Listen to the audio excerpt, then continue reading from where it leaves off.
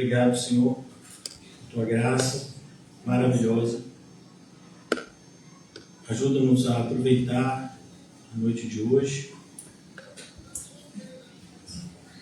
o teu ensino, na tua palavra, a comunhão que nos é proporcionada. Ajuda-nos, Senhor, a ver o que precisamos ver, a ouvir o que temos que ouvir e a entender o que devemos entender, para que possamos obedecer como devemos obedecer.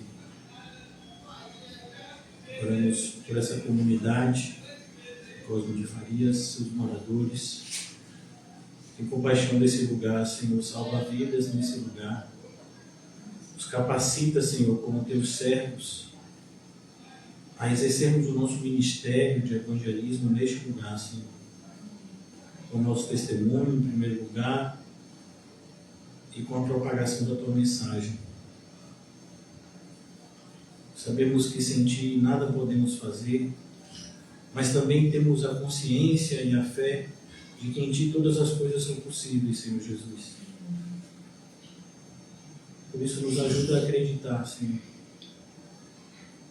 A acreditar em todas as tuas promessas e a vivenciá-las pela fé. Mais uma vez te agradecemos pelo estudo de hoje. Que o Senhor possa falar aos nossos corações e mente. Que haja salvação, que haja santificação para a tua glória. Em nome de Jesus, amém. E graças a Deus. Amém, irmãos? Todos estão preparados? Vou dar 5 segundos, 30 segundos para quem quiser fugir.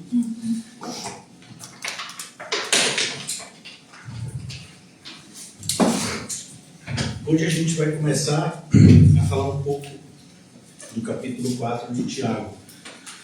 Fazer só uma retrospectiva com os irmãos do que Tiago falou com a gente até agora.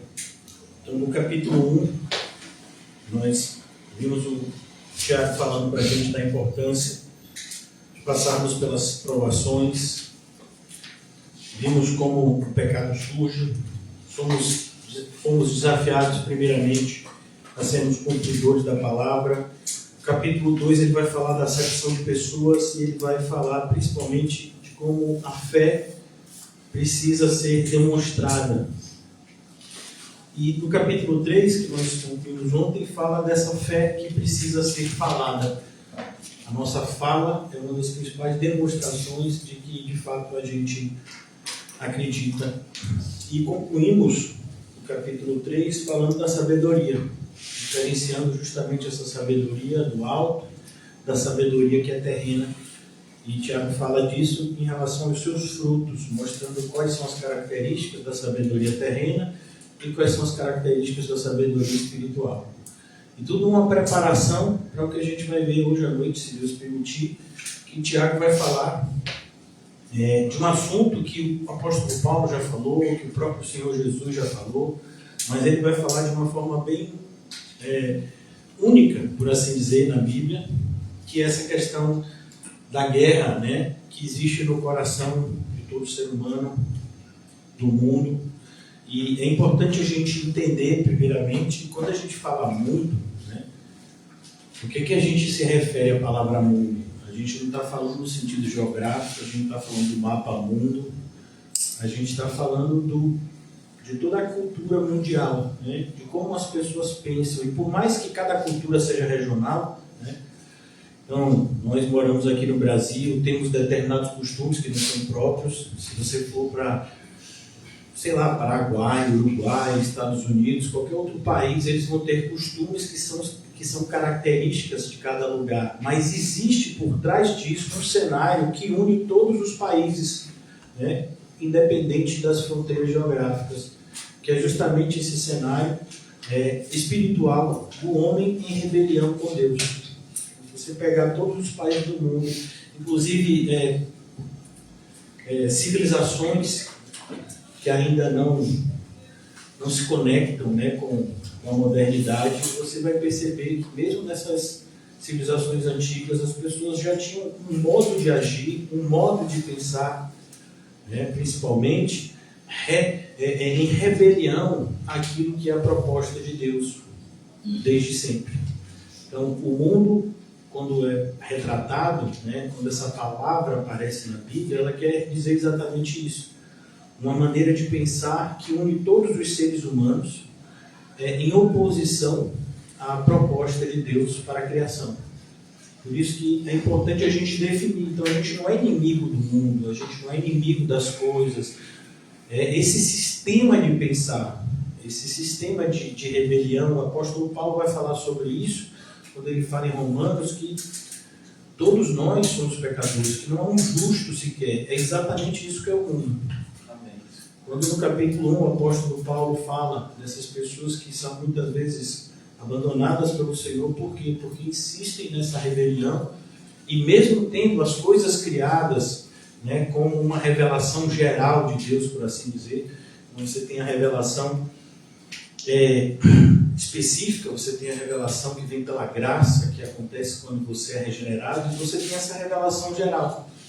Então, todos os seres humanos que nascem manchados na raiz, em rebelião com Deus, mas internamente, eles sabem que existe um Deus. Por isso que o ateísmo é uma agressão à própria humanidade.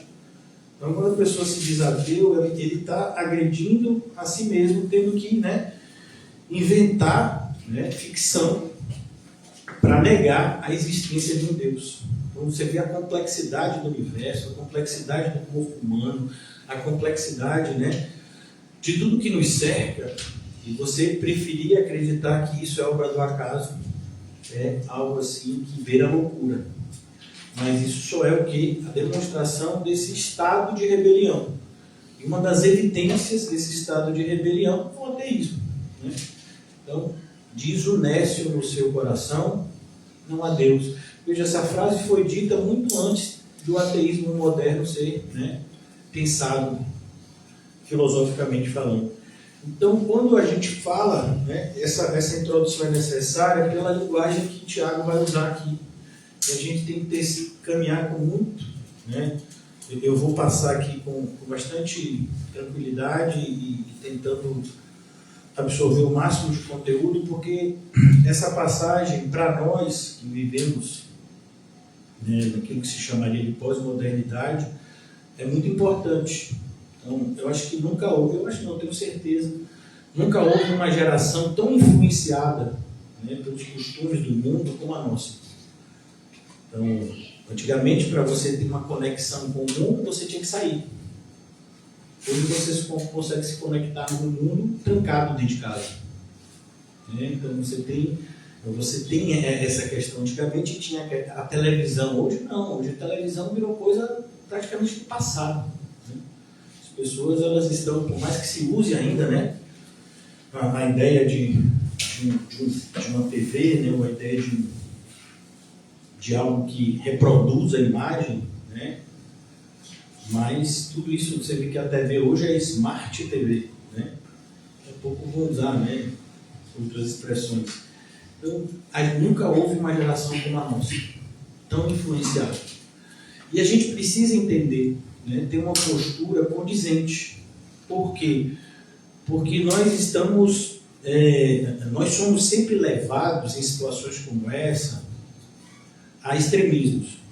Então, você vai ver crentes por um lado assim bem extremo.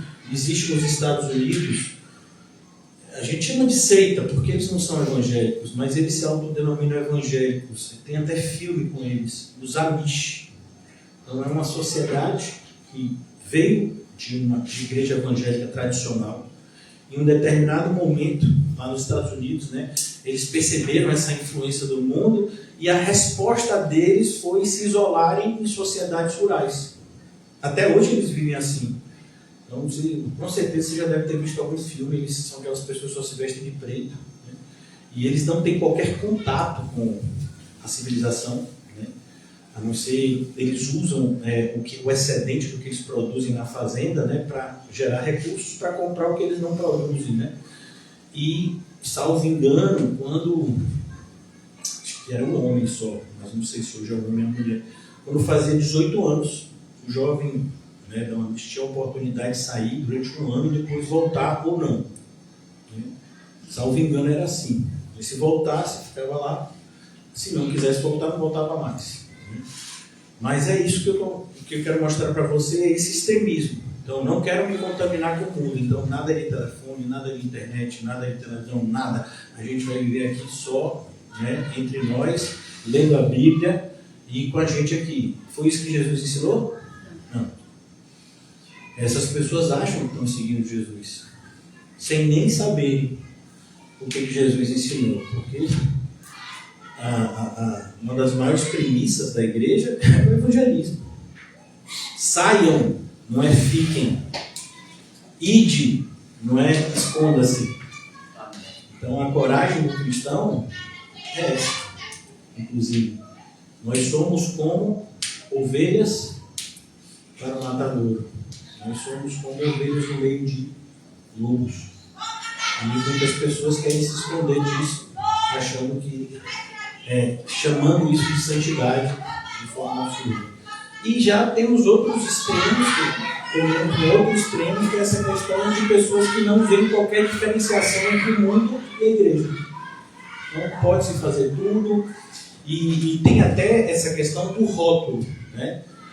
Então, vou dar um exemplo, né, que eu cheguei a ver na época que eu estava começando como pastor. Depois eu fui me afastando dessas coisas. Hoje eu tenho pouco contato assim, com pessoas de outras igrejas, assim, mas tinha aquela questão de que, imagine o mundo, né? O mundo tem essa questão das festas juninas. Então, aí os crentes faziam quadrilha gospel.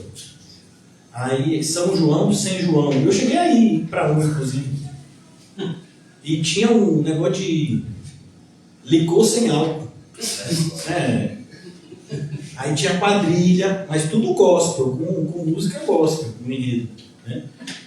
Então, tem essas coisas, né? Então, virada de ano, tudo hoje em dia parece que é permitido se você usar o selo gospel, né? Então, seria essa secularização da igreja. E eu me lembro de uma pregação que eu vi, onde o pastor falava exatamente isso. Não tem problema o crente transitando no mundo. O problema é o mundo dentro do crente. O problema é o mundo dentro da igreja. E aí ele usa até um exemplo que eu acho bastante elucidativo, que ele diz, é como um barco. Você está andando no mar, tem problema o barco sobre a água, mas e se a água começar a entrar no barco? Aí gera problema, aí o barco vai afundar. Então, essa é a relação entre o crente e o mundo. E Tiago vai tocar aqui nesse assunto. Imagine isso no século I. A gente não tinha nada do que a gente tem hoje, né? E Tiago já tinha essa preocupação sobre a separação. Eu queria começar hoje, eu não sei, estou sem retorno. Tá bom, né? Então, eu queria falar hoje um pouco, antes da gente entrar aqui em Tiago, eu acho importante a gente tocar nesse assunto. Eu vou falar de forma bem cuidadosa lá em Daniel. Vamos lá? Daniel, vocês sabem a história de Daniel?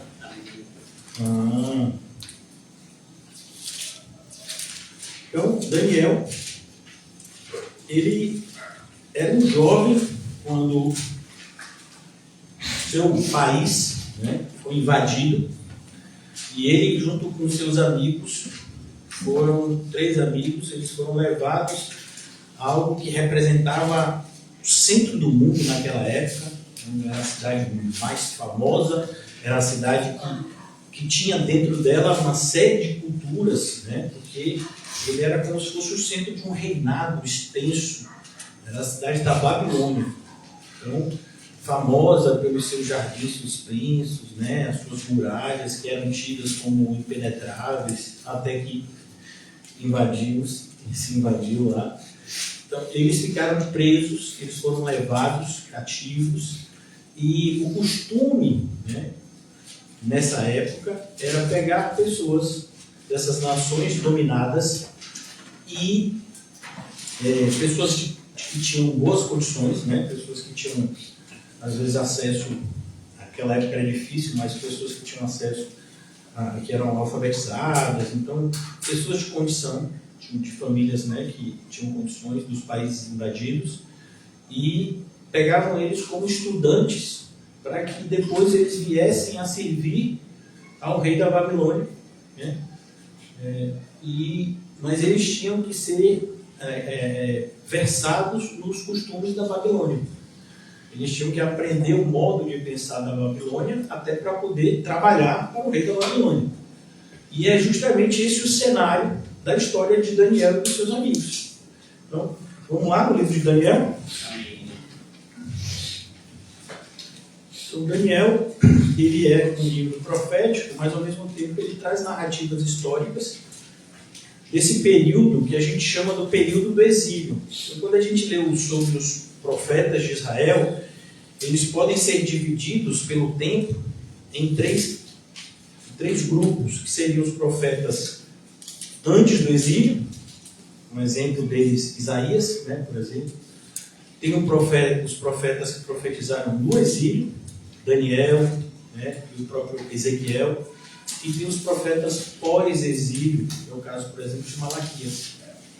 Então, os livros proféticos, eles podem ser divididos assim, e também tem a divisão mais conhecida, que são os profetas menores e os profetas maiores. Eu cheguei a pensar que tinha a ver com estatura, né?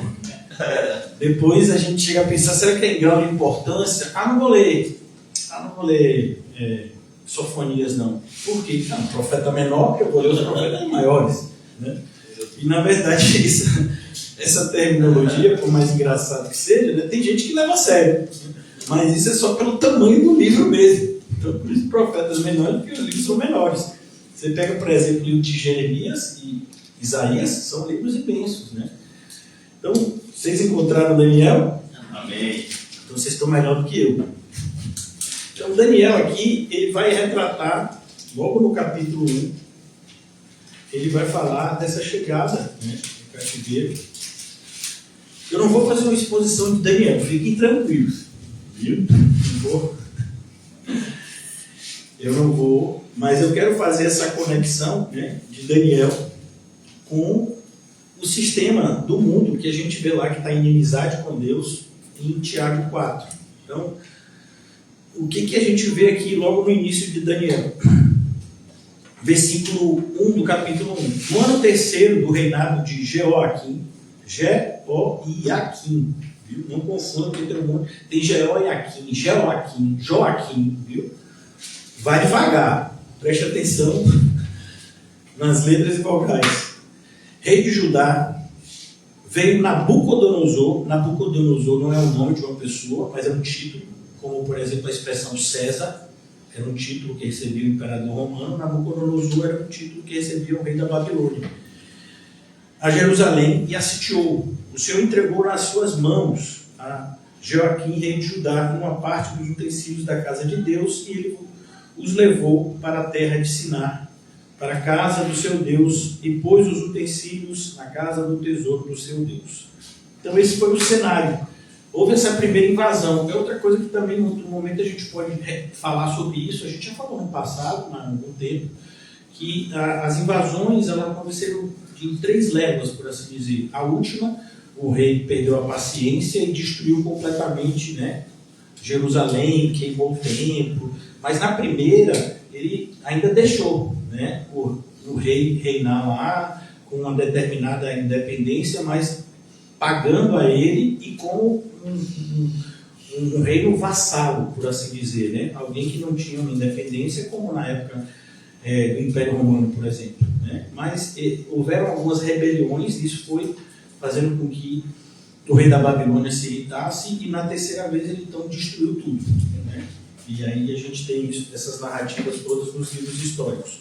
Mas aqui, Daniel chega numa dessas levas, só me engano na primeira, e ele vai, junto com seus amigos, ser criado nos costumes da Babilônia.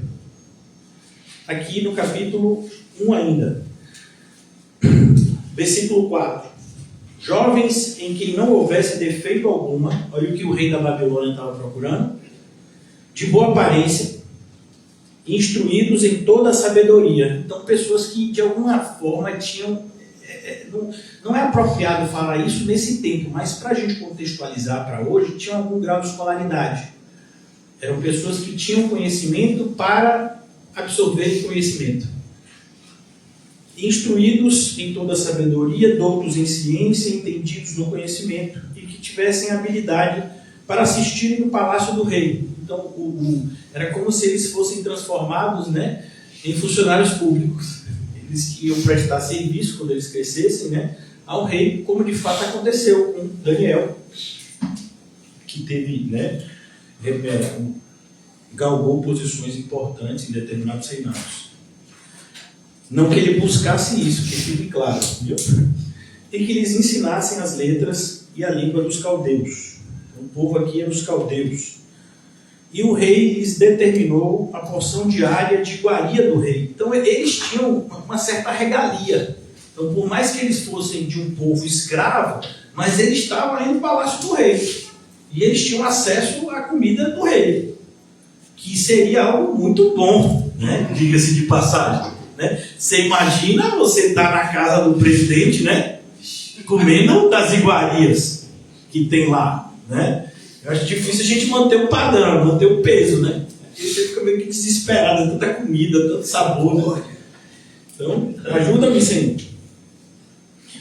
E o rei determinou a porção diária das iguarias do rei, do vinho que ele bebia, e que assim fossem mantidos por 3 anos, para que no fim destes pudessem estar diante do rei. Então eles eram preparados durante 3 anos para se apresentarem diante do rei. E aí o rei decidiria o que ia fazer com eles, como iria usá-los, por assim dizer. E entre eles se achavam os filhos de Judá, Daniel, aqui são os nomes dele, antes deles, né, serem rebatizados, por assim dizer. Aqui, Ananias, Misael e Azarias são o nosso Sadraque, Mesaque e Abidnego, né? Só que esses são os nomes babilônios dele, assim. E o chefe dos eunucos, eles tinham acesso à corte. Então, por exemplo, irmãos, tem coisas que eu e você não somos tentados, por quê? Porque a gente oreia. A gente oreia, irmão. Então, por exemplo, qual é a tentação que você tem no domingo? Acordar ou não. Agora, tem gente que eu não vou passear de iate hoje. Não sei se eu pego meu jatinho e vou para o Rio de Janeiro. Né? Tem gente que pensa nisso. Né? E a gente pensa nisso? Eu acho que eu vou andar de jet. Jet é intimidade para jet ski. Né? Não, meu irmão, a gente ou dorme ou vai para a igreja. Né? Então, por que a gente não foi para a igreja? Porque ficou dormindo, tá cansado, a semana foi de luta. Né? Mas tem gente não, irmão. Tem gente que tem dinheiro. Eu não sei se você sabia, mas tem gente que tem dinheiro. E tem dinheiro de verdade. Nesses dinheiros de brincadeira.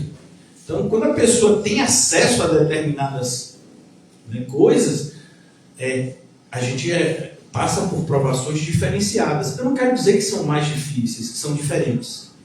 Tanto que essa é a nomenclatura, por assim dizer, que Tiago usa. Tiago não diz que uma aprovação é maior do que a outra. Aqui tem gente que diz, não, o mais difícil é ser pobre. O outro diz, o mais difícil é ser rico. Meu irmão, não tem o mais difícil. Espiritualmente falando, provação é provação.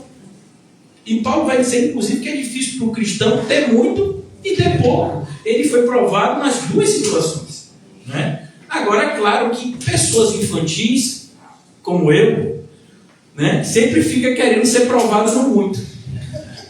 Porque no pouco eu já fui. Então, né, Senhor? Então, assim, se o Senhor quiser me provar no muito, pode mandar agora. Não estou dando nenhum recado, Senhor, fica tranquilo. Né? Brincadeira, gente. A gente sabe que não é assim. Mas tem gente que pensa desse jeito, né? Já fui provado demais na escassez. Agora, Senhor, está na hora de dar uma virada de página. Mandou uma prova de abundância aí para mim. Né? É praticamente a pessoa se convidando para cair, né? Imagina a prova chegar e a pessoa nessa pegada, né? Achando que a abundância é coisa boa assim para aproveitar. Ainda bem que Deus não mandou. E se for filho de Deus, provavelmente ele não vai mandar. Porque Deus só dá coisa boa, né? E vai mandar queda para alguém. Eles tinham acesso à corte, eles tinham privilégios, irmãos, como a gente viu aqui. né? A dormida, a comida, então, tudo de melhor eles tinham acesso. Eu estou querendo mostrar para vocês como a atitude de Daniel foi uma atitude forte. Porque uma coisa, irmãos, é você dizer assim, eu não gosto dessas coisas. Sabe, essas coisas não me atraem, até você ir para uma churrascaria, que tudo é de graça. Né? Vocês já foram para rodízio? Mas estou falando rodízio, irmão. Não é esses rodíziozinhos que o buffet... Você dá 6 passos, acabou o buffet. Estou falando rodízio, irmão, de coisa assim que você fica cansado só de andar. Você vê umas comidas que você nunca viu em lugar nenhum. Eu já fui num rodízio uma vez, né, acho que foi outra vida, que tinha, no mesmo rodízio, tinha japonês, tinha um negócio de salada, assim, para quem gosta, eu não sou vegetariano, mas para quem gosta de salada, e fora que tinha umas carnes passando o tempo todo, assim, você ficava perdido. Eu vou comer japonês, eu vou comer tailandês, eu vou comer o quê? Eu vou comer carne, né? Você fica perdido. Você imagina você ter isso todo dia? É isso que eles tinham. Então a gente lê o livro de Daniel, você percebe como a gente perde um monte de coisa? Porque a gente fica olhando, Daniel botou no seu coração não se contaminar com essas coisas. Aí você diz, eu também. Você também. Você está no palácio, né? E está com esse rodízio todo dia. A nossa dúvida, eu vou comer o pão sem esquentar ou esquente? Porque se eu esquentar, ele fica mais molinho. Se eu comer, pode ser que o dente não aguente, né? Fora que tem a gente que congela o pão, porque diz que, né, depois descongela. Coisa bem de gente que tem dinheiro, né? Para dizer o contrário.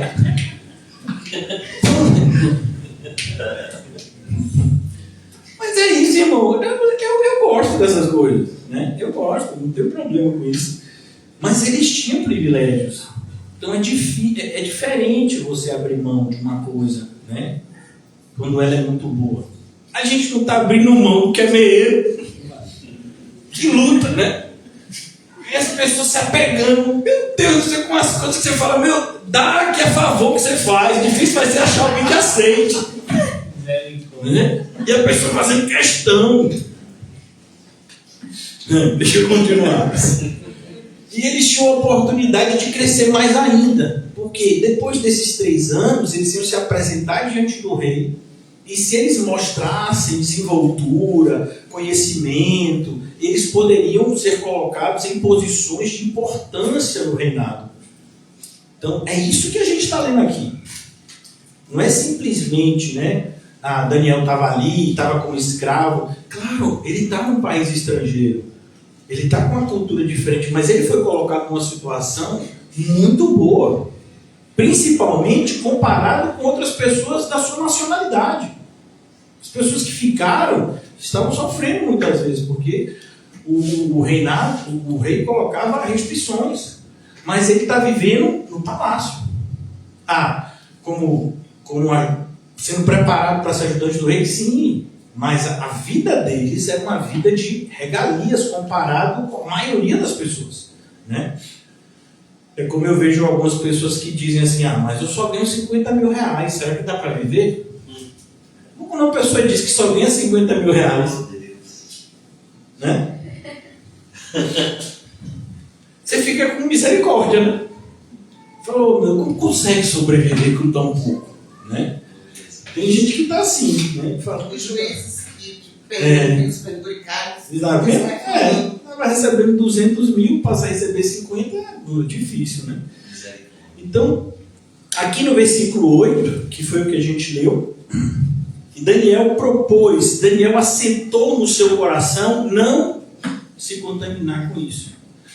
É exatamente como a gente fala, por exemplo, na fala do apóstolo Paulo a Timóteo. Meu filho, o amor ao dinheiro, veja, não é o fato de você ter algum dinheiro na sua mão, na sua conta.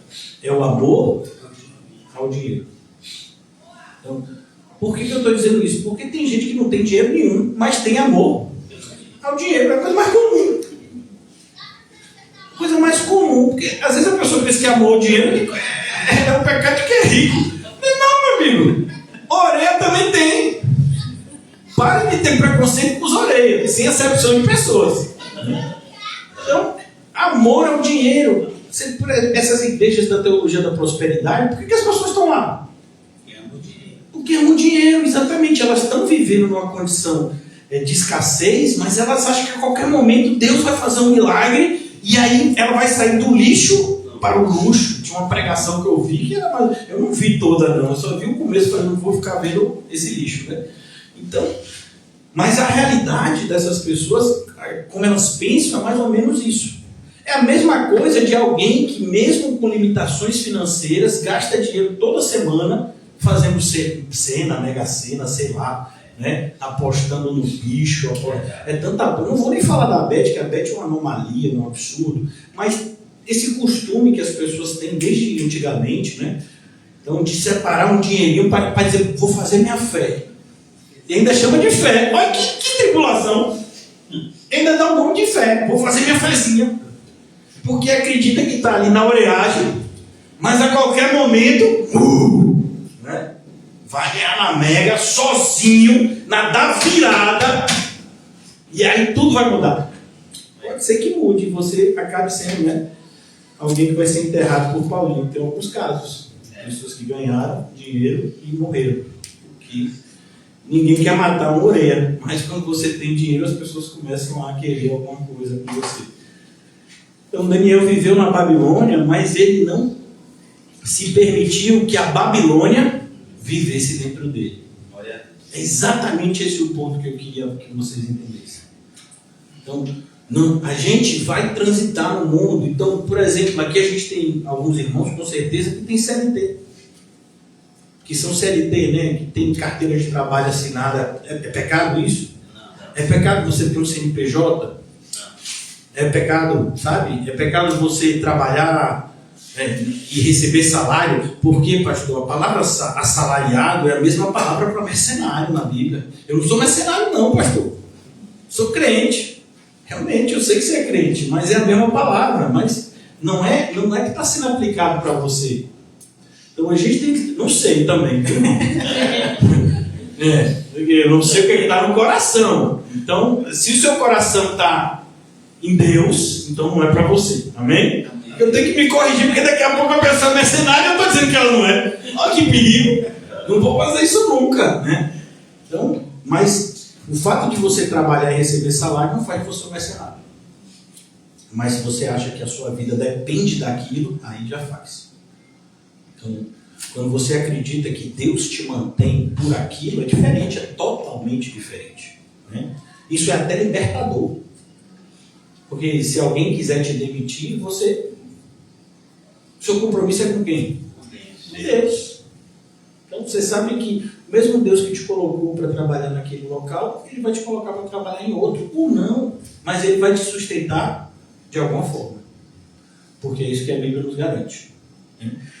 Então Daniel, ele viveu na Babilônia, mas ele não permitiu que a Babilônia vivesse dentro dele. Então, quando o Tiago fala lá no capítulo 4 sobre essa relação entre o cristão e o mundo, é exatamente esse assunto que ele quer tratar. Ele não está dizendo que para o cristão é proibido, né, exercer a sua cidadania, que para o cristão é proibido comprar e vender. Não, nada disso. A gente tem, do ponto de vista externo, uma vida praticamente igual ao do não cristão. O que muda é a intenção com que a gente faz cada coisa, a motivação que a gente faz cada coisa.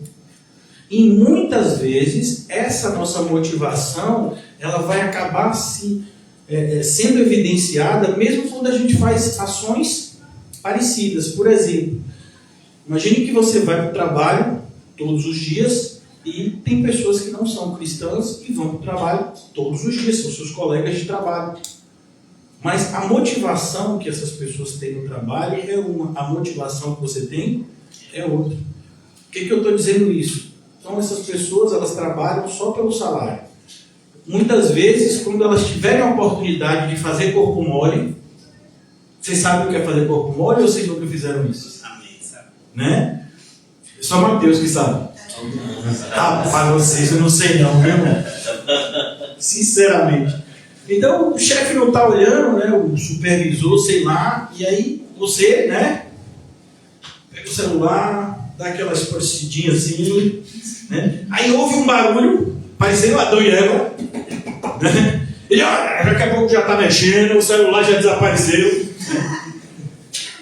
Cuidado que hoje em dia é tudo filmado, viu, irmãos? Mas antes de filmado, Deus já filmava. Lembra dos livros que a gente falou? Glória a Deus. E a pessoa cristã, nesse momento, ele não vai fazer isso. Porque o cristão sabe que o seu empregador final, por assim dizer, é quem? É Deus. Então a gente trabalha para a glória de Deus. Como a gente falou recentemente, nossa fala é para a glória de Deus, o nosso trabalho também. Tudo que a gente for fazer, como disse o apóstolo Paulo, quer comais, quer bebais, faça tudo para a glória de Deus. Então, se você trabalha para a glória de Deus, você não vai jamais fazer o que o mundo faz. Mas, aparentemente, é o mesmo trabalho. Se o supervisor estiver olhando vocês, talvez ele pareça trabalhar mais do que você. Mas você é a mesma pessoa quando todos estão olhando e quando ninguém está olhando, porque você sabe que Deus está sempre te olhando. Amém. E para nós isso nos dá segurança. Então, aqui, Daniel, ele toma essa atitude. E esse princípio é fundamental para o cristão. A gente viver essa realidade, até porque, irmãos, olha a atitude, né, de um evangelista que a gente gosta muito, tem até o filme dele, é um filme antigo, assim, mas sempre edificante. Ele foi evangelizar na China, quando o número de cristãos na China era quase zero.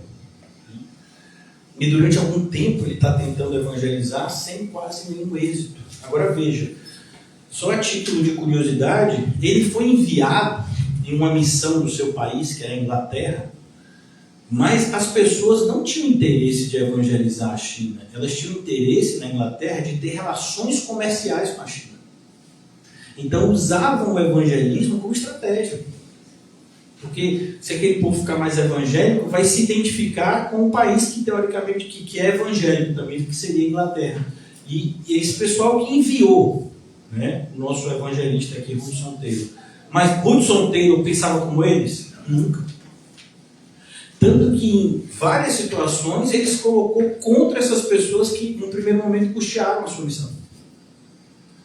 Então ele teve um momento que ele falou, não vou mais me vestir como uma pessoa inglesa, porque é uma agressão à cultura deles. Eles já me olham diferente. E aí ele começou a estudar a língua deles, uma língua extremamente complexa, que a irmã aqui está estudando. Ela já assumiu um compromisso, que daqui no máximo um ano ela está falando mandarim fluente. Inclusive escrevendo aquele negocinho. Ela vai escrever, né, vários negocinhos de evangelismo, aquelas casinhas assim, né? Vão orando por ela. Então ele aprendeu essa língua tão complexa. Ele mudou inclusive o corte de cabelo, como eu assim, né?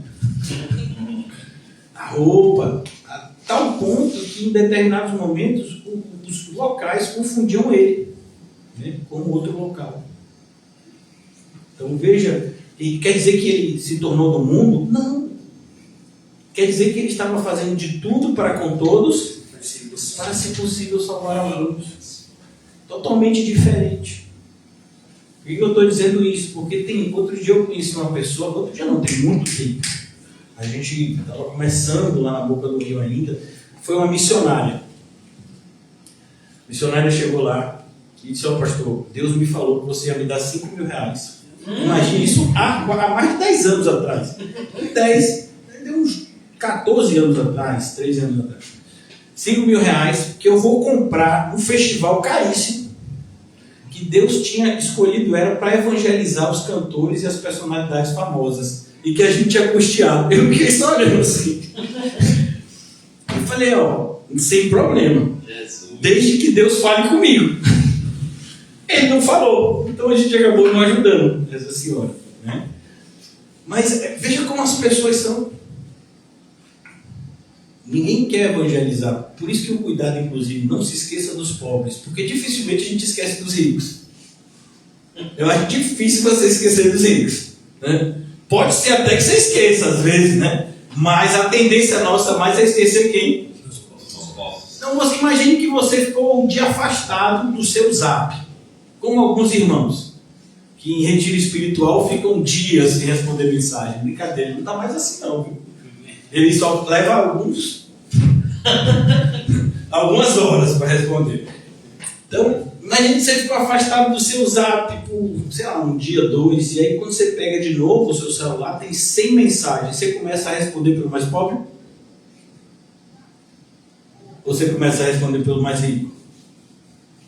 Não, pastor, nem penso nisso. Normalmente o mais rico é porque é o chefe, é alguém assim que você tem que dar uma satisfação, porque senão você vai ter prejuízo financeiro. Dificilmente o pobre vai te dar prejuízo financeiro, a não ser se você emprestou dinheiro. E aí você já sabe que foi uma escolha sua, só lhe resta agora me perdoar, né? Da próxima vez que Deus te conceda mais sabedoria. Então, mas o cuidado que a gente tem que ter é essa honestidade com a gente. Essa noção de que o fato da gente acreditar que está de pé só deve nos levar a redobrar o cuidado para a gente não cair. Então, imagine que você acha que você não está sendo influenciado pelo mundo hoje. Eu estou dizendo só que você acha, porque se você achar isso, você está enganado. Mas imagine que você ache isso e que seja verdade. O fato de você não estar sendo influenciado agora não significa, por exemplo, que você não vai ser influenciado quando você chegar em casa. Abrir o seu Facebook lá para olhar alguma coisa até da igreja e aparecer mensagens direcionadas para você. Que a inteligência artificial hoje, ela faz uma análise de você assim, assustadora. Você fica até imaginando, rapaz, eu acho que botar uma escuta no meu celular. Irmão, você chega aqui, você faz uma pesquisa assim, né? Quanto custa eu fiz esses dias, quanto custa uma TV 42 polegadas? Não, é sério. Quer saber, né? Meus pais estavam querendo saber, eu falei, quanto custa? Quando foi no dia seguinte, que eu estava abrindo o Facebook, o Instagram, para fazer as atualizações que eu faço, só aparecia essas coisas. TV, promoção, sei aonde, promoção. Eu fiquei assim, o que é isso? Eu não falei nada, por que você está me xingando? Eu pesquisei no Google, por que você está falando isso comigo no Instagram? Olhe, eu vou denunciar você. Então, a inteligência, ela faz isso. Ela está de olho na televisão, deixa eu botar todos os anúncios de venda de TV agora. Até porque os contratantes de propaganda é isso que eles querem. Senão eles não vão pagar por propaganda nesses veículos. Então, o mundo está presente na nossa vida de forma assustadora, irmãos, como nunca teve antes. A ponto dos próprios ímpios falarem desse assunto, a influência das mídias sociais nas crianças e adolescentes. Os ímpios estão preocupados. Sabe que a preocupação deles é outra. Mas nós, como cristãos, não podemos passar por essas situações sem opinião. A gente sabe que isso faz parte dessa multiplicação da maldade. Então, o mundo exercendo influência na gente, e o perigo é quando a gente não percebe que essa influência está sendo exercida. Como foi o caso, por exemplo, do apóstolo Pedro. Quando o Senhor Jesus está falando da sua crucificação, o apóstolo Pedro, aparentemente cheio, né, de motivações boas, que não eram boas, mas para ele eram naquele momento. Não, Senhor, de maneira nenhuma vamos deixar que aconteça tal coisa. Tem compaixão de ti mesmo. E ele estava falando da parte de quem? A gente já sabe. Mas aparentemente ele estava dando um conselho assim, extremamente amoroso para Jesus. De uma preocupação, né? De um amor assim, quase que sobrenatural. Não, Jesus, vamos deixar isso. Tem compaixão de ti, Jesus. Que é isso? Você já sofre tanto, ainda vai sofrer mais do que isso. Então, esse cuidado que a gente tem que ter de reconhecer o que está ao nosso redor e de reconhecer o que está querendo entrar no nosso coração. É, literalmente, a gente aprender a dar nome aos bois. Jamais chame pecado por outro nome. Jamais chame a influência maligna por outro nome. Muitas vezes a gente tem essa tendência de querer dar nomes bons a coisas que são ruins, para meio que tentando diminuir a malignidade dessas coisas. Não funciona assim. Então, continuando aqui, Daniel propôs no seu coração não se contaminar com a porção das iguarias do rei, nem com o vinho que ele bebia. Portanto, pediu ao chefe dos eunucos que lhe permitisse não se contaminar.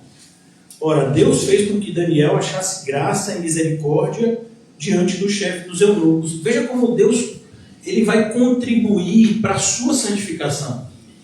Quando você decidir se santificar, por mais que haja oposição, por mais que haja uma oposição ferrenha em relação à santificação do cristão, Deus vai estar sempre do nosso lado.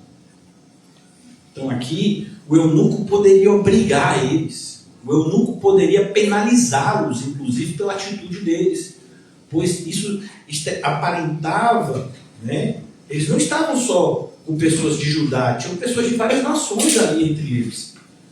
Então poderia ser visto como uma atitude de rebelião, que para eles era algo assim absurdo, gravíssimo, porque eles estão dominando outros reinos. E se essas pessoas que ele está trazendo para ajudar ele a manter o domínio em outros reinos se rebelam, imagina. Mas Deus fez com que o chefe dos eunucos olhasse para Daniel e não visse esse perigo. O que via era o quê? Uma pessoa tentando manter os seus padrões morais.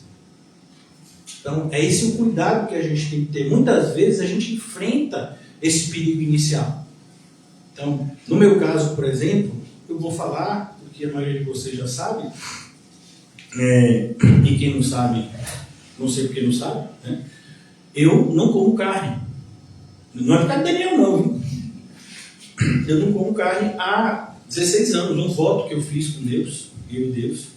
Tanto que eu acho engraçado, eu chego num lugar, principalmente agora, trabalhando, tendo que me relacionar com pessoas, e você não come carne, você é vegano? Porque vegano está na moda, né? Eu falei, não sou vegano, não. Gosto muito de carne, mas não como. Então, no primeiro momento, escandalizou muito as pessoas. Hoje em dia, as pessoas estão normal. Eu vou para o nem come carne. Na minha casa também, na minha casa lá com meus pais, já sabem determinadas coisas eu não posso comer, às vezes já bota até aviso, aí bota aqui determinadas coisas são para mim, porque eu não como carne, então fazem, por exemplo, ontem teve peixe, só que eu não comi, aí tem que botar um aviso, porque senão quem come carne quer comer o peixe também, é interessante isso, E tem gente que diz, mas eu não tenho problema, nem com carne, nem com peixe, nem com frango, eu como, e aí às vezes não quer respeitar a pessoa que só come, Aí bota um aviso. Acho engraçado. Você abre a geladeira com um post-it. Mas no primeiro momento as pessoas falavam: que absurdo, Deus não quer isso. Sim, e desde quando Deus obrigou Daniel a ter esse tipo de atitude? Não. Está dizendo assim, Deus fez com que Daniel... Não, foi uma atitude dele. A mesma coisa, a santificação jamais pode ser vista por nós como algo pesado, porque senão não é santificação. Como a gente falou, claro que a gente sabe que é difícil para a nossa carne determinadas coisas, mas você tem que olhar para isso como algo positivo, porque se você está olhando para a vontade de Deus como algo ruim, significa aquilo dali, aquilo que a gente já falou ontem e outros dias. O amor, ou você ama a Deus, ou você ama ao mundo. Você não pode servir, porque o que vai acabar? Você vai acabar amando a um e odiando ao outro. Então, se você está começando a não gostar das coisas de Deus, isso é um indício que o seu coração está do outro lado. Então, a santificação ela tem sempre que ser algo amado pelo cristão, por mais difícil que seja, mas a santificação está nos tornando mais parecidos com Cristo, está nos tornando cidadãos do reino celestial. Então, a gente não pode olhar para isso como algo ruim. A gente tem que olhar como de fato é. É difícil, mas não é ruim. É difícil porque eu ainda sou um pecador miserável.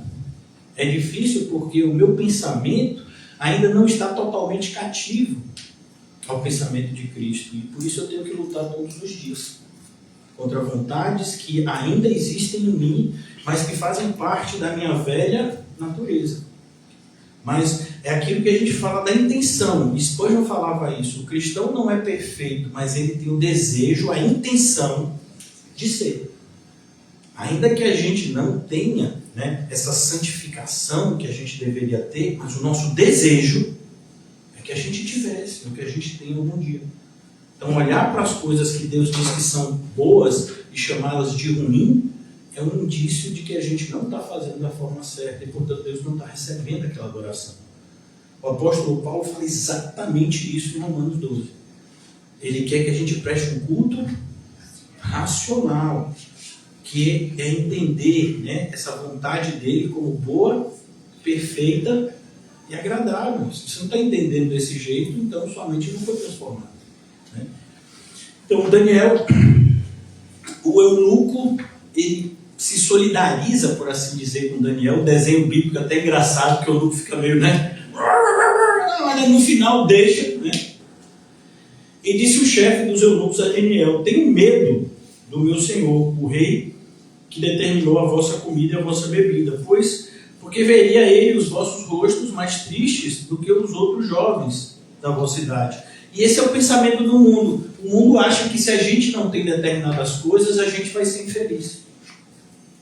Então, como por exemplo, né, minhas filhas hoje não falam mais, mas quando elas eram menores, teve um determinado momento que elas diziam assim: meu pai, por que você não é igual aos outros pais? Por que essa diferença? Todo mundo faz isso, porque eu não posso fazer? Então, muitas vezes, pessoas próximas a gente vão ter esse tipo de entendimento. Há uma diferença. Né? Parece que a gente está sendo, vai ser infeliz, porque a gente toma uma postura, como por exemplo, imagine que você está com um grupo de amigos e que são parceiros de trabalho também. Essas pessoas decidem partir para um caminho de ganhar dinheiro rápido, mas de uma maneira assim não tão moralmente correta. E você de repente diz que você não vai fazer isso. E muitas vezes eles, sendo seus amigos, por mais que sejam amigos do mundo, mas eles vão dizer: não, mas você vai perder dinheiro assim só porque o seu padrão moral não aceita isso, não permite isso. Estou falando de nada ilícito, irmão. Estou falando de moralidade. Né? Uma moralidade cristã. Por exemplo, vocês acreditam que é correto um cristão comprar algo por um valor muito baixo, sabendo que a pessoa que está vendendo porque está passando por situações muito difíceis? Você acha que moralmente para o cristão isso é correto? A sua resposta já vai dizer onde está o seu coração. Então, muitas vezes o cristão vai tomar a atitude de não participar disso. Não há nenhuma ilegalidade nisso. Mas o cristão vai dizer: não vou participar. Não acredito ser correto me aproveitar de uma situação de vulnerabilidade do meu próximo. E por isso ele vai perder, na vista dos outros, uma série de oportunidades. E aquela pessoa vai desfilar na sua cara com um carrão, com uma casa, isso, com aquilo, e vai olhar e vai pensar que a sua vida é uma vida de infelicidade, porque a vida de felicidade é a dele, que se aproveitou daquela situação, ficou muito rico e agora vive, teoricamente, uma vida melhor do que a sua. Mas se você é cristão, você já aprendeu uma coisa que o ímpio jamais vai aprender, que é viver contente em toda e qualquer situação. Lembra do que eu disse para vocês ontem? Antes de começar o jogo, está todo mundo feliz. Você não sabe diferenciar. Todas as duas torcidas estão felizes, todas as duas torcidas estão brincando, um brincando com a outra. Eu vou ganhar, o outro está dizendo que quem vai ganhar é ele. Mas o jogo terminou e teve um time que ganhou. O outro time que perdeu ficou feliz? Não. E o mundo é isso. As pessoas estão felizes enquanto estão ganhando, ou enquanto estão tendo uma possibilidade de ganho. Mas quando há prejuízo, por exemplo, no mundo não há qualquer felicidade. Quando teve, não sei se vocês vão se lembrar, vocês são mais novos, mas há pouco tempo atrás, alguns anos atrás, teve a quebra da Bolsa e teve um colapso financeiro no mundo inteiro. Um monte de gente se matou, irmão. A gente não está falando do século passado, não. A gente está falando de alguns anos atrás. A gente não está falando da pandemia matando, está falando da pessoa se matando porque não aceitou perder dinheiro da noite para o dia, ficar pobre, era rico, ficar pobre da noite para o dia, e se matou. No Japão, por exemplo, culturalmente falando, as pessoas faziam algo lá que tem um nome específico, que é o suicídio, né, honroso, que a pessoa que é o executivo que tomou uma decisão errada e que fez outras pessoas terem prejuízo, ele é visto como alguém desonrado, e recuperar a sua honra é só ele tirando a sua própria vida. Isso é a cultura deles, viu? Porque a bolsa quebrou, um monte de gente fez isso. Porque você sabe, no mundo globalizado, se uma bolsa como a de Nova York, que é a principal do mundo, quebra, todo mundo quebra. Então, o ímpio estava dando risada, até que não está dando mais. O cristão não, ele aprendeu a viver contente. É por isso que nós vamos transparecer, e é uma atitude que e é que Daniel vai transparecer também, que dá uma interrogação no mundo inteiro. Mas como pode vocês que têm tão menos, vocês que não têm as coisas que a gente tem, aparentarem ser mais felizes que a gente? Mas tudo isso por conta da atitude de ele dizer, não vou me contaminar. E tem um princípio que está na Bíblia toda, e ele é repetido na Bíblia toda. O Senhor fala aos seus, aos que me honram, eu honrarei. Então isso não é teologia da prosperidade, isso é Bíblia. Na teologia da prosperidade eles aplicam isso de uma forma totalmente equivocada. Aqui a gente não está falando sobre isso. Mas quando você escolhe honrar a Deus, Deus também escolhe honrar você diante dos outros. Uma das atitudes que mais honra a Deus e, consequentemente, faz com que Deus também seja glorificado em nós, é quando você demonstra essa alegria de ser quem você é, um cristão. Então, por exemplo, a cruz para nós não é um sinal de infelicidade. Não, a cruz me identifica com o meu Salvador. Imagine, eu sou miserável. Ainda que seja por segundos, né? Ainda que seja só por isso, carregar uma cruz, eu estou quase que em um patamar de igualdade com ele, beira loucura, mas assim, ele escolheu que fosse assim. Então a gente ama a mensagem da cruz, como diz o hino cristão tradicional. E não é da boca para fora, é do coração para dentro e para fora. Então essa é a atitude de Daniel. Assim porias em perigo a minha cabeça para com o rei. O eunuco fica com esse receio, porque vai parecer que Daniel, na mentalidade do eunuco, que é a mentalidade do mundo, é o quê? Se eu não der as mesmas regalias para esse grupo, eles vão ficar mais franzinos, eles vão ficar com o semblante caído, vai ficar parecendo os crentes quando chega na igreja. Luta. Não, eu não tenho noção, eu não vou falar porque eu não quero murmurar. Né? Então, o cristão não, irmão. O cristão, ó, até quando a gente enjanjua, passa o óleo, dá uma perfumada, né? Para ninguém saber que você jejuou, só quem sabe é quem é, você e Deus. Né? Então, Daniel toma essa atitude. Então disse Daniel ao despenseiro, quem o chefe dos eunucos havia constituído sobre Daniel, Ananias, Misael e Azarias. Experimenta, peço-te, os teus servos por 10 dias. Veja, ele não ia ser apresentado diante do rei por 10 dias. Em 10 dias, eram 3 anos. Mas ele diz isso, experimenta a gente. Se a gente estiver infeliz, se a gente estiver, né, mirradinho, e que se nos deem legumes de comer e água de beber. Não significa que eles tomaram essa atitude porque eles se tornaram veganos. A ideia aqui é que eles não iriam comer aquilo que era sacrificado aos ídolos, e toda a comida, principalmente as carnes, elas eram oferecidas aos deuses, né, os animais, o sangue deles, para depois serem levadas para serem vendidas no mercado e consumidas pelas pessoas. Então todo mundo sabia, né, que aquelas carnes elas tinham antes sido apresentadas aos deuses, assim como também as bebidas. Então, eles tomam a atitude de consumir aquilo que não era apresentado aos deuses. E não simplesmente porque eles acreditavam que ser vegano era a dieta mais legal de todas. Até porque a gente sabe que antes deles chegarem aqui, qual era a refeição da Páscoa? Qual era? O cordeiro, e ainda tinha um molho específico.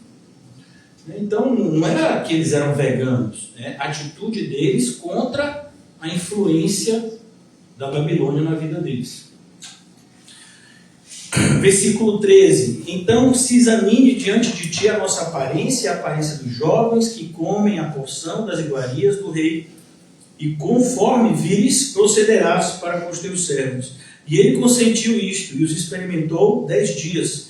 E ao fim dos 10 dias apareceram os seus semblantes melhores. É aí, irmãos, que muda tudo. Porque o que a gente percebe hoje em dia é uma igreja com cristãos que vêm se vitimizando. Sabe por que eu não tenho sucesso? Porque eu sou crente. Aí o mundo me persegue, você sabe, né? Sabe por que eu não tenho tal coisa? Porque eu sou cristão. Aí não dá para mim. Porque como eu sou cristão, eu já não faço as coisas que os ímpios fazem. Então por isso que eu não tenho uma vida legal como a dos ímpios. Mas como assim a vida dos ímpios é mais legal que a sua? Esse é o cristianismo de hoje, é assustador, mas é isso. Os cristãos se vitimizando por serem cristãos. Mas vocês são filhos de Deus ou não? Do único e verdadeiro Deus. Até Jonas, que estava fugindo, quando os marinheiros perguntaram qual era o Deus dele, qual foi o que ele falou? O que criou tudo. Quando ele fala que criou o céu e a terra, o que criou todas as coisas, os outros deuses não existem. Então eu sou do Deus verdadeiro. E os marinheiros disseram assim, e aí você aprontou essa pra gente. Você vai fugir dele e entra no meu barco. É o que, Jonas? Aqueles marinheiros, eles tinham um coração que muitos de nós não temos. Porque tem gente que com metade da frase já estava jogando o jogo fora. Os marinheiros não, ficaram, né? Não, vamos tentar dar uma remadinha aqui. Jogou coisa fora. Não jogou Jonas primeiro, não. Jogou coisa para o barco ficar mais leve, tentando não naufragar, né? Quando eles viram que era Deus ali, Jonas, deu ruim para você, vaso. A gente tentou, Deus é testemunha que a gente tentou não te jogar no mar. Mas o próprio Jonas tinha dito para eles: não adianta você jogar nada no mar, só vai passar tempestade. Porque o cristão, quando está, irmão, na direção errada, ele sabe que está na direção errada. Você devia ter compaixão dos ímpios. Ô, seu ímpio, na moral, vou te ajudar, vou até te evangelizar. Se eu fosse você, eu me jogava fora. Porque eu estou aqui todo errado. E meu Deus está fazendo o que está fazendo com você por minha causa. A maioria dos cristãos não tem essa honestidade em determinadas situações. Né? Então, você vê que não tem o fruto que Jonas teve sem querer. Porque aqueles marinheiros não viraram crente. Não prestaram honra ao Deus de Jonas, depois que a tempestade passou. Então, cuidado que a gente tem que ter aqui em demonstrar que nós somos o povo mais feliz do mundo. Amém. Não adianta, não venha com o seu Hans, sua Ferrari. Cristiano Ronaldo, você para mim não é mais feliz do que eu. Neymar, não adianta você morar nessa Disneylândia aí que você comprou lá. Não é mais feliz que eu. Não vá de vez que você vai se decepcionar. Porque se você vê o meu padrão de felicidade é maior do que o seu, ímpio.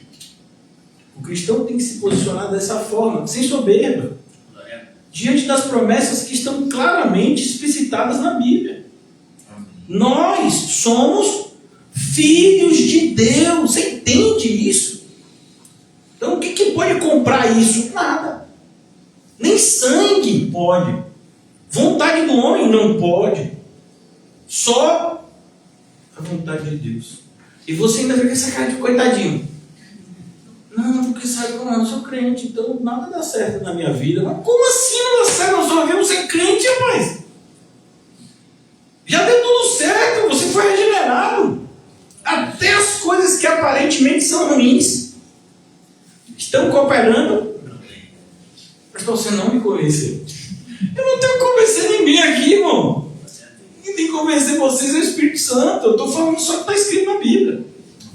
E essa postura de Daniel vem desse contentamento interior.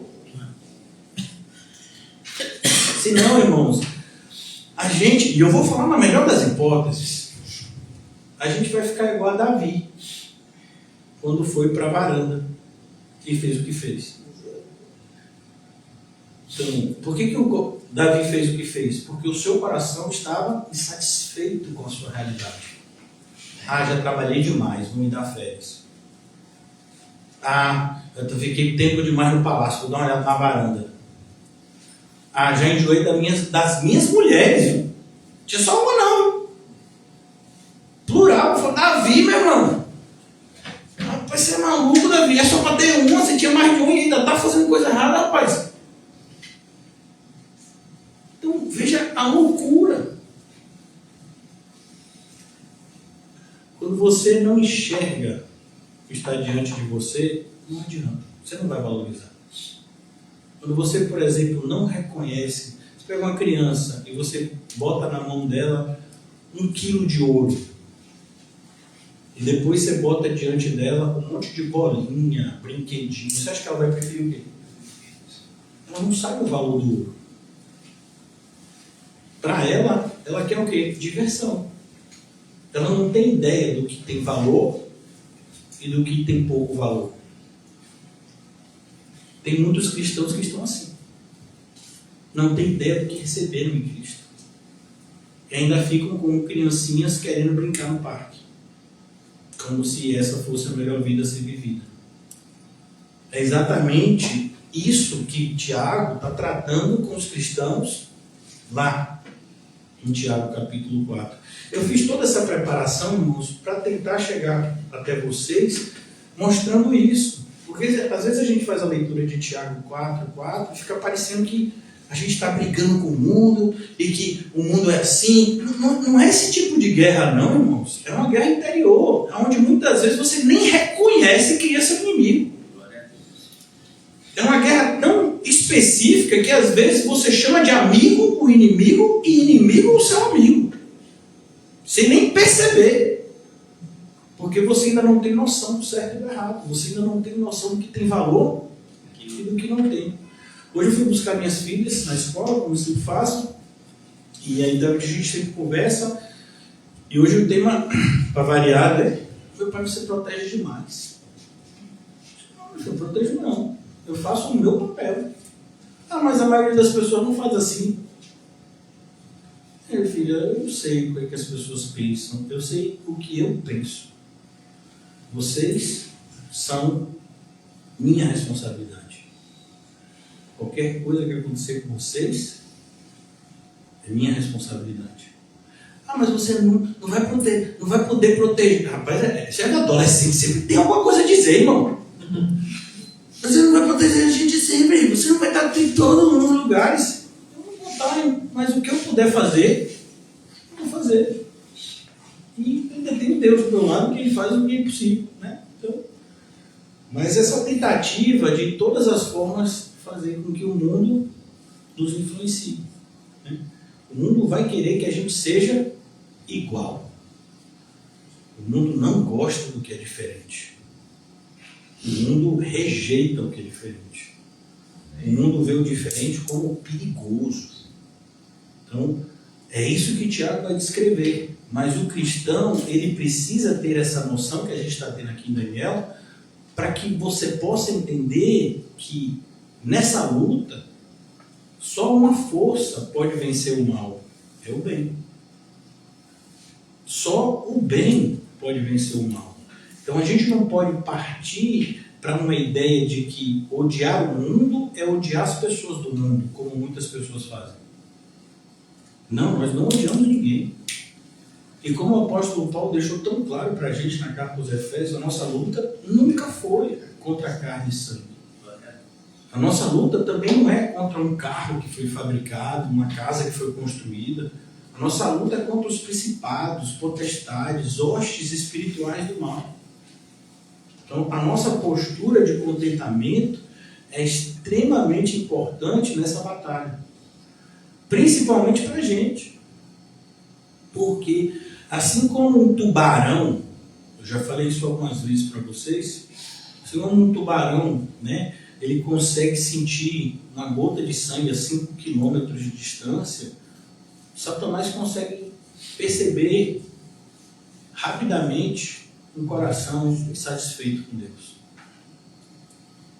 Então, tem pessoas que elas estão com os seus lábios expulsando Satanás, mas com o seu coração chamando Satanás para sentar na sala. Eu já disse, a gente chama aprovação, toma um cafezinho com ela, bate papo, porque a aprovação está nos ensinando algo. Mas Satanás não. Satanás tem nada a ver com ele. Quer ele perto de mim. Mas quando você toma atitudes de murmuração e queixa, você está convidando ele para um bate-papo. Porque ele é aquele que vai te dizer, é verdade, sua vida é ruim.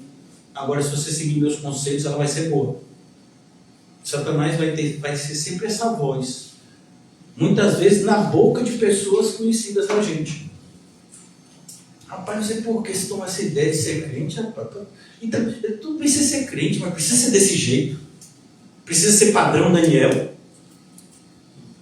Pode ser um padrão Judas Iscariotes, não? Então, versículo 15 para a gente concluir. E ao fim dos 10 dias apareceram os seus semblantes melhores. Eu gosto sempre de lembrar, toda vez que eu estou achando alguma coisa assim nesse sentido, eu lembro da fala de Paulo diante do rei Agripa. Eu tenho uma fase da minha vida, agora não estou tendo tempo, infelizmente, tenho que orar mais nesse sentido, que eu via filme evangélico de verdade, que são poucos, mas depois eu via várias vezes, porque são poucos, todo dia. Acho que um dos filmes que eu mais vi na vida foi Paulo, Apóstolo de Cristo, e também tinha um Paulo, o Apóstolo Paulo, que ficava no YouTube, deve ficar ainda. Paulo era meio do olho azul, né? Já vi esse filme várias vezes também. E uma cena que é... E o filme que também, talvez eu tenha visto tantas vezes, eu vi muito no começo da minha caminhada, mas acho maravilhoso até hoje, é o filme de Atos dos Apóstolos, que ele vai narrando a Bíblia, né? Ele vai narrando a Bíblia e vai mostrando os fatos. A parte do eunuco, então, é uma das que eu mais gosto. Mas narra essa fala de Paulo diante do rei Agripa. E Paulo falando, sabe, o pessoal tudo lá, cheio dos ouro, das coisas assim que o mundo proporciona. E Paulo diz, pois é, eu queria que vocês fossem igual a mim. Não vejo nada na vida de vocês que gere em mim desejo. Mas eu tenho desejo que vocês sejam iguais a mim. Então, para você falar uma coisa dessa, é um padrão que você tem que buscar. Não vem da noite para o dia. O próprio apóstolo Paulo fala sobre isso em Filipenses. Eu aprendi a viver contente em toda e qualquer situação. Mas só aprende quem quer aprender. A gente percebe essa atitude em alguns cristãos que não querem aprender. Você fala uma coisa, irmão, isso é impressionante. 5 minutos depois a pessoa vai falar uma coisa oposta do que você ensinou. Mas vamos aqui. E eles estavam mais gordos de carne que todos os jovens que comiam as iguarias do rei. Eles estavam na pegada, irmão. Eu não sei qual era a academia da Babilônia. Não sei se eles faziam crossfit, irox. Não sei se já tinha ciclismo, acho que não tinha. Mas uma corrida devia acontecer, uma caminhada pelo menos. Mas a ideia de gordo aqui não é gordo de obesidade, não. É a ideia de pessoas fortes. Né? Para você entender, porque daqui a pouco, pastor, aqui elogiou. Esse pessoal magrelo é tudo sem Deus. E Deus aqui é a gente. Rapaz, ser humano não pode perverter as coisas, irmão. Brincadeira, ser humano. E eles estavam mais gordos de carne do que todos os jovens que comiam as iguarias do rei. Assim o dispenseiro tirou-lhes a porção das iguarias e o vinho de que deviam beber e lhes dava legumes. Então eles conseguiram provar para esse que tomava conta deles que eles, sem ter o que o mundo oferecia, ainda eram mais felizes que o mundo. Esse é o nosso desafio. Evidenciar esse contentamento, mesmo sem ter as coisas que o mundo tem. Eu acho interessante que às vezes a gente está falando com alguém, descrevendo um pouco a nossa rotina, a pessoa olha para você e começa a ficar com pena. Aí vira e mexe, eu tenho que corrigir a pessoa. Minha vida é muito boa, viu? Porque a pessoa vai ficando triste. Quando você começa a descrever o que está acontecendo na sua vida. Oh. Mas vai passar, viu? Vai chegar o tempo de cantar na sua vida. Não, já chegou o tempo de cantar na nossa vida, irmão. A gente é feliz. Amém. A gente não precisa que nada mude, porque Deus já nos mudou. Amém. As circunstâncias, irmãos, elas não são nossa responsabilidade. As circunstâncias são responsabilidade daquele que fez o caminho e faz para nós. Lembra do que a gente estudou na carta aos Hebreus? Uma corrida que nos está proposta. Não sei o que decide o percurso. Mas eu sei quem está me levando e para onde está me levando. Então, essa felicidade que Davi coloca, por exemplo, no Salmo 23. Eu sei. Eu posso passar por situações terríveis, mas o Senhor estará comigo. Então, isso tem que colocar em nós confiança, né? Que deve produzir segurança e que deve levar a gente à alegria. De novo eu vou falar sobre isso, como eu falo tantas vezes. É absurdo a ideia do cristão ser infeliz. Não estou dizendo que o cristão não possa passar por momentos de depressão, tristeza, não é isso. Não quero colocar fardo em ninguém. Existem situações realmente que são pontuais na vida do cristão e que o Senhor vai dar graça para o cristão passar. Mas, de modo geral, o cristão é a pessoa mais feliz do mundo, irmão. Porque até as coisas que tirariam, de certa forma, a nossa alegria, a gente aprende a ter alegria delas. Um exemplo, o apóstolo Paulo tomou uma surra injusta em Filipos e foi preso injustamente. E ninguém noticiou ele que amanhã eu te solto. Não foi dito isso para ele, não sabia que ele ia ser solto no outro dia. Só disseram para prender eles, que eles eram perigosíssimos, a ponto do carcereiro ter que prender eles dentro da prisão. Eles estavam dentro da cela e ainda presos na cela com algemas. E aí eles louvaram. Aí o negócio fica complicado, irmão. Porque a gente percebe que esse é o padrão que a gente tem que seguir. Vamos? Vamos. Amém. Então é isso. Quando eles começaram a louvar, o Senhor falou, eu também vou. O Senhor cantando é outro nível, né? Aí quando o Senhor deu o primeiro lá para o irmão Paulinho, terremoto, e aí as cadeias se romperam, se foi aquele perrengue, o carcereiro quer se matar, e falou, não vai se matar, que é isso, a gente está aqui, ninguém saiu. Aleluia. Então o cristão, ele vence na alegria, e não uma demonstração de tristeza. Amém. Às vezes a gente age como um filho mimado. Eu não sei se você já fez isso. Às vezes eu fui convencer meu pai que eu estava doente para ir para a escola. Aí eu chorava. Só que tinha horas que eu não conseguia chorar. Tem estratégias de choro. Por exemplo, você ficar muito tempo com o olho aberto, começa a lacrimejar. Você sabia disso? Se você ficar enfiando o dedo no olho assim, não façam isso, crianças. Né? Se você ficar enfiando muito o dedo no olho e coçando, ele lacrimeja. Só que tinha horas assim que eu não conseguia lacrimejar usando essas técnicas. Daí eu pegava, como toda criança, o meu cuspe, botava aqui e fingia que estava molhado. E aí, né, tentava persuadir meu pai de que eu estava muito mal, que eu não queria ir para a escola, né? Vida, porque minha vida é assim. E a gente às vezes se posiciona desse jeito. Às vezes a gente age de tal forma para o ímpio ficar com pena da gente, irmão. Que absurdo! Sabe? Eu sou crente, aí eu me converti, e aí um perrengue financeiro, seu ímpio, e aí, vai rolar uma ajuda?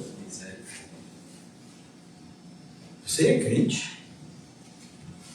E por isso que eu gosto, né, de ler com os irmãos o livro de Neemias. Neemias está voltando desse mesmo cativeiro aqui, já passado o tempo que deveria, agora já é o retorno. E ele está liderando essa leva que está voltando. O pessoal está com medo, né? Porque agora é perigoso. Eles são um povo, eles não têm exército, eles não têm arma, porque eles não podiam ter arma, porque podiam querer se rebelar contra o reinado que estava lá dominando, e eles iam fazer uma passagem que estavam sujeitos aos perigos do caminho. Aí o pessoal, Neemias, você tem moral com o rei? Porque inclusive o rei liberou a gente para ir, porque o rei olhou para você e falou, e aí, Neemias, quer o quê? Neemias falou, minha cidade está lá destruída, queria ajudar a reconstruir os muros da minha cidade. Então vai. E deu cartas para ele pegar utensílios, e reconstruir o muro. E o povo fala, Neemias, você tem moral com o rei, pega uma escolta pelo menos. Neemias, nunca. Se eu durante esse tempo todo falei para o rei que o meu Deus é todo poderoso,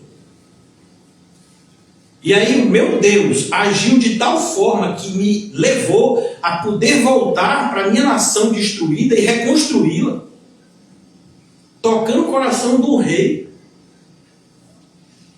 Eu vou agora dizer para esse rei que eu preciso da ajuda dele. Eu vou desonrar Deus desse jeito. Glória a Deus.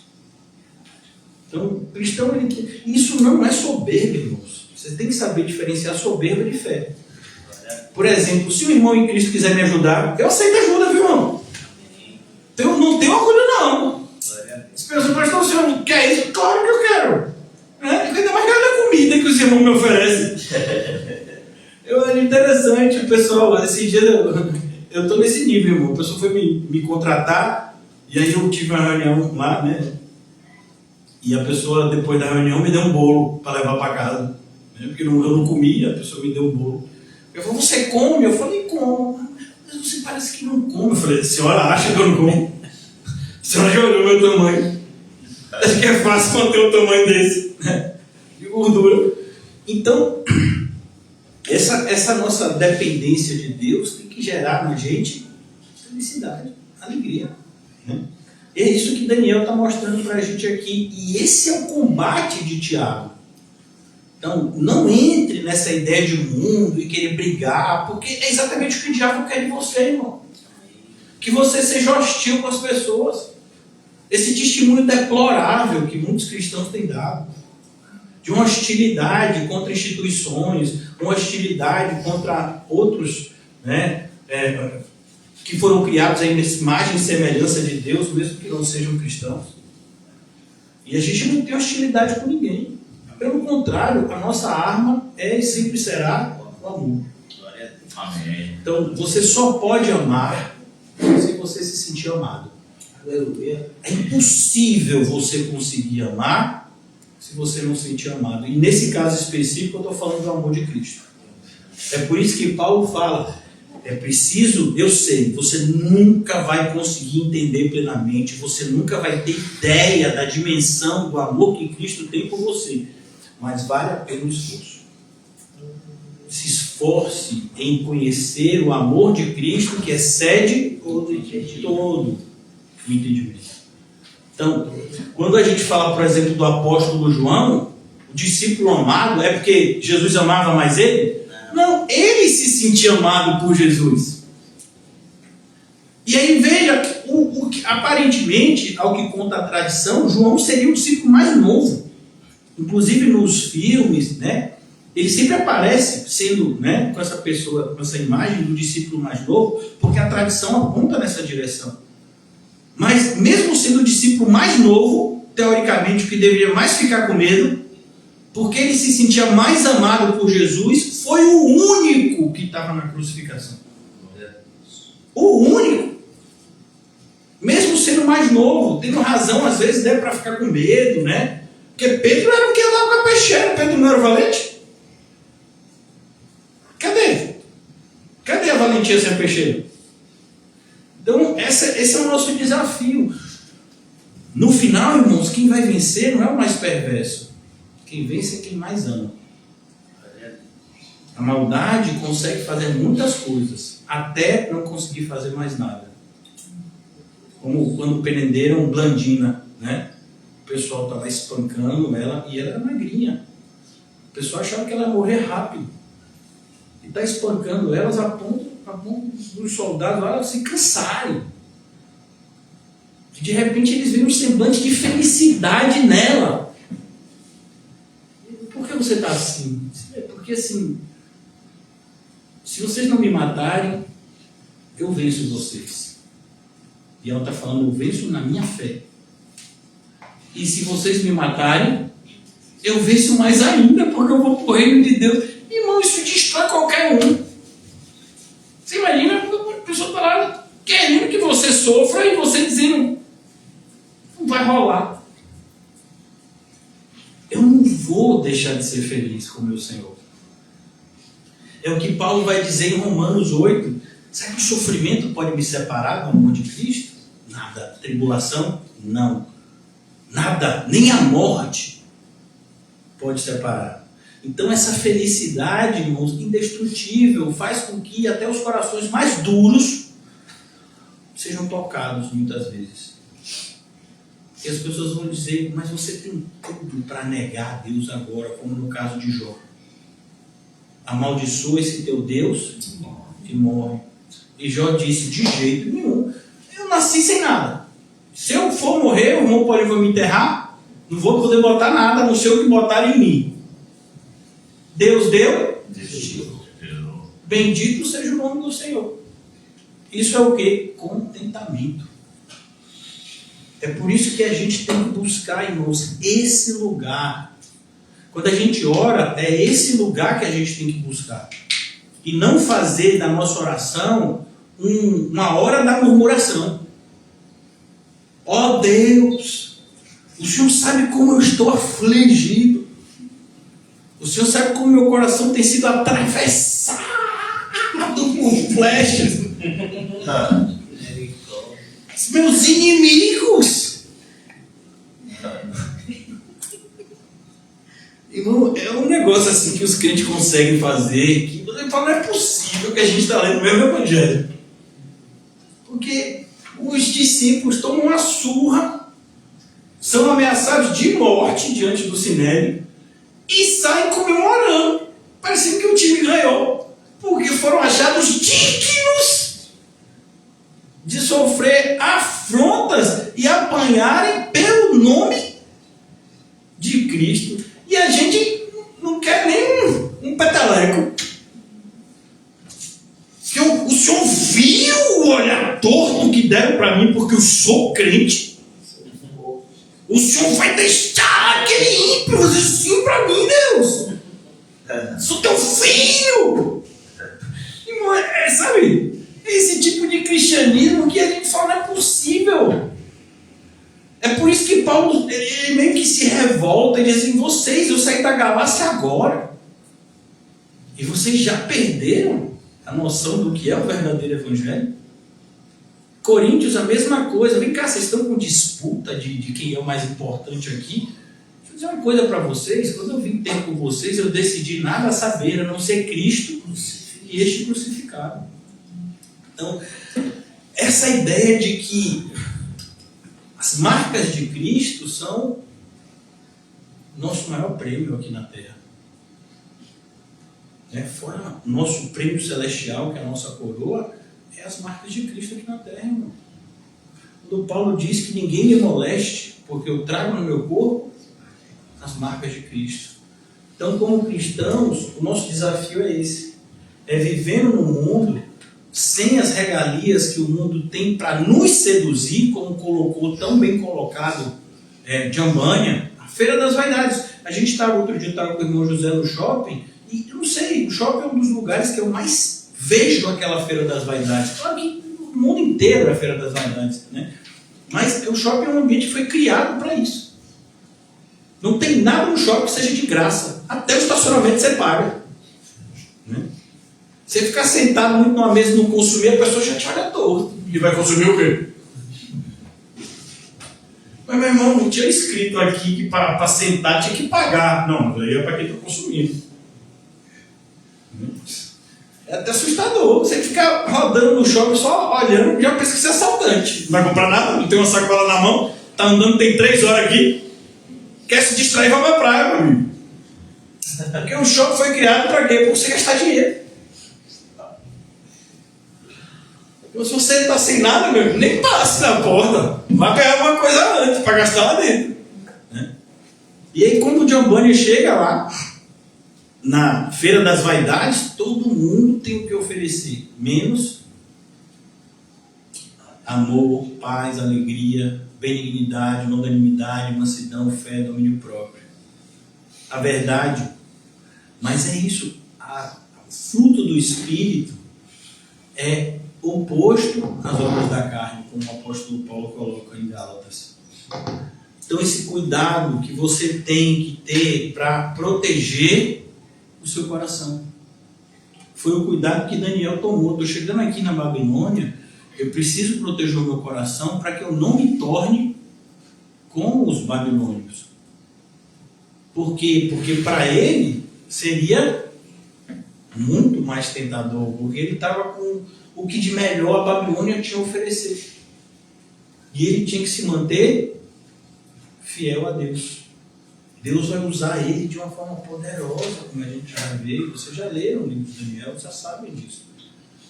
Mas veja como Daniel toma essa atitude lá no início. E a preocupação de Tiago é justamente essa. Aqui, só para a gente concluir, irmãos, o cristão ele pode atuar em todas as áreas. A gente até brincou aqui, mas é verdade. Imagine que alguém de vocês tem uma predisposição a um cargo político. O fato de você ter isso não faz de você um desviado. Claro que a forma como você vai chegar nesse cargo vai ser totalmente diferente do que qualquer pessoa chegaria. Como foi o caso de Daniel. Mas isso não significa que um cristão está em determinado lugar, necessariamente ele está apostatando. Deus tem os seus caminhos.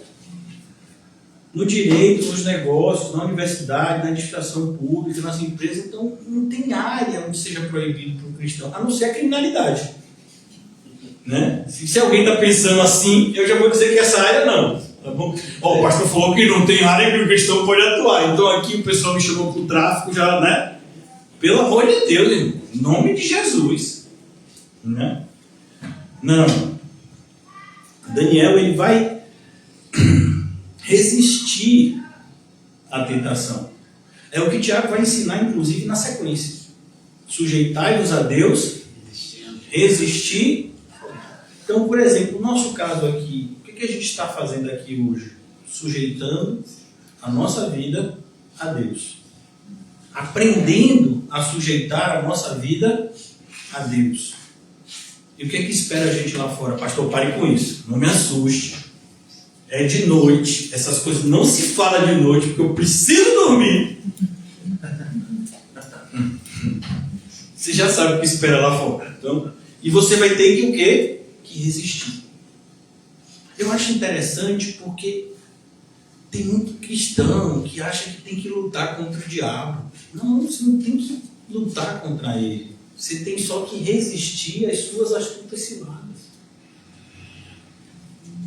Então, se ele percebe que ele não tem como te corromper, ele vai sair da sua vida. Claro que ele vai voltar de novo, não se iluda. Mas naquele momento ele vai sair como foi no caso de Jesus.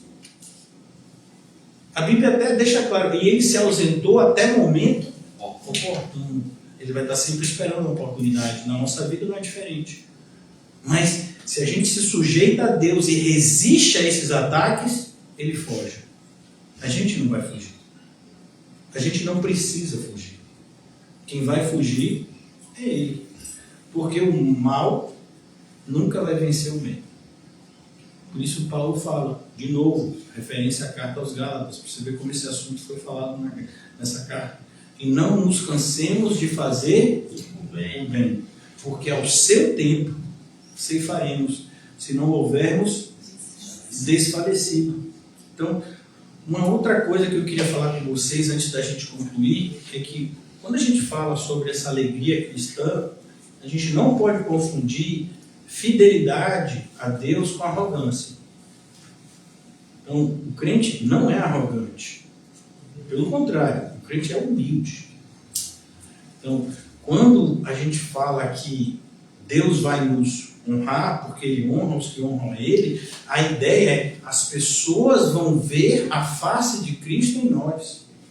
Em nenhum momento a gente vai estar desafiando as pessoas, nos colocando num patamar de superioridade a elas. Porque somos crentes.